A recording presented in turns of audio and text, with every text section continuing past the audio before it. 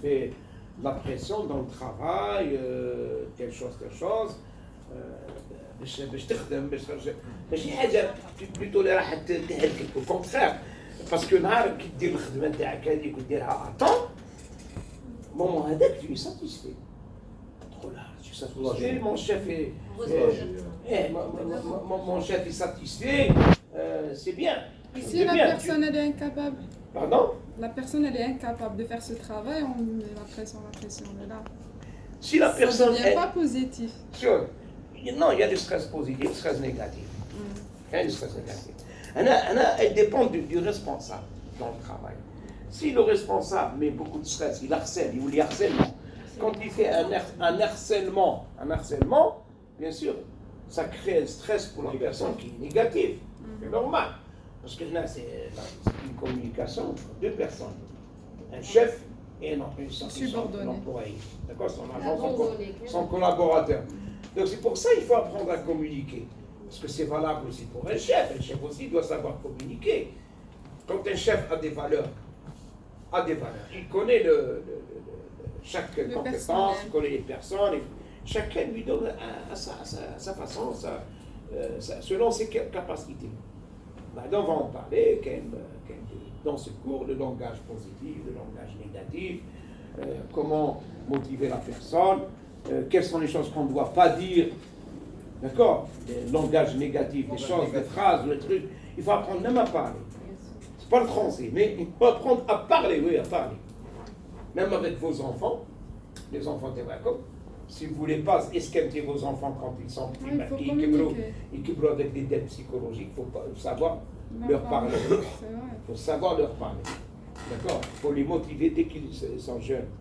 Depuis qu'ils sont jeunes, il faut les motiver. Donc, le responsable, c'est la même chose. Il y a des responsables qui bousillent totalement, qui démotivent totalement le il tue totalement l'ambition de la personne. On abandonne.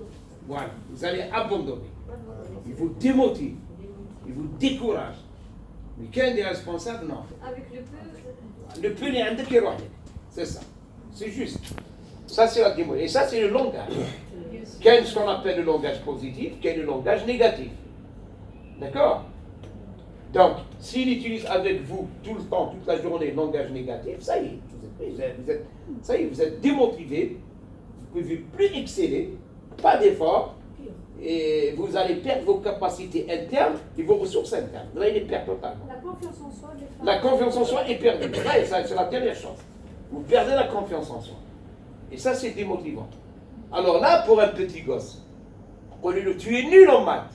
Ouais, c'est bon. C'est bon. Toute sa vie, c'est un blocage. Il chauffe un chiffre, il chauffe un chiffre, ça y est, bloqué. Son cerveau dit, arrête. Son cerveau bloqué. Je lui dis, stop. On l'a découragé. Il te croit, bien sûr, c'est des dettes psychologiques.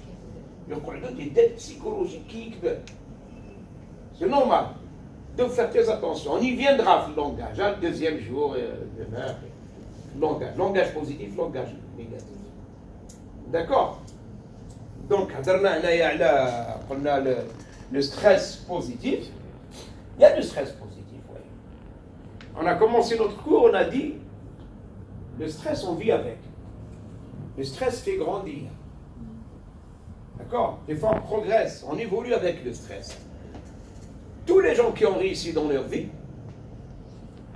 ils ont eu beaucoup d'échecs. Qui dit échec, dit stress, automatiquement. Beaucoup d'échecs. Mais ils ont essayé, réessayé, échoué. Il essaye, il échoue. Il essaye, il échoue. Il essaye, il échoue. Après plusieurs tentatives d'échecs, ils ont pris les échecs comme des expériences. Ils ne les ont pas pris comme des échecs réellement. C'est des expériences de leur vie. Si ce n'était pas l'échec, mais tu sois réussi.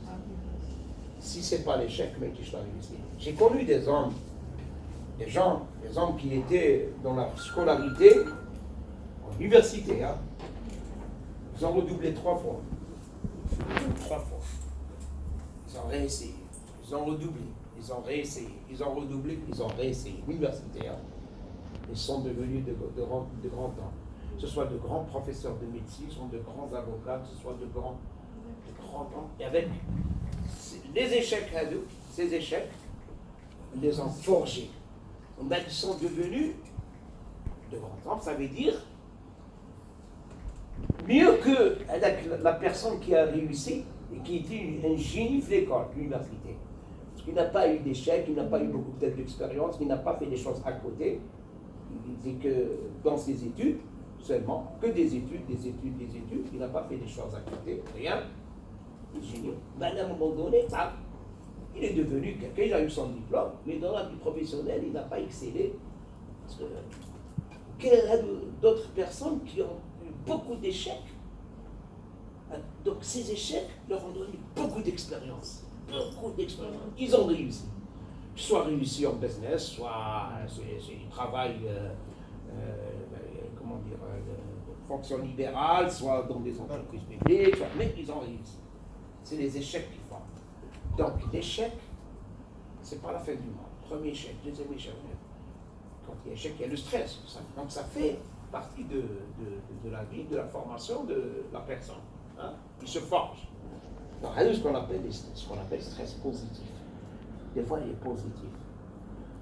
Je vais vous donner peut-être, c'est la prochaine slide, le cas de stress positif.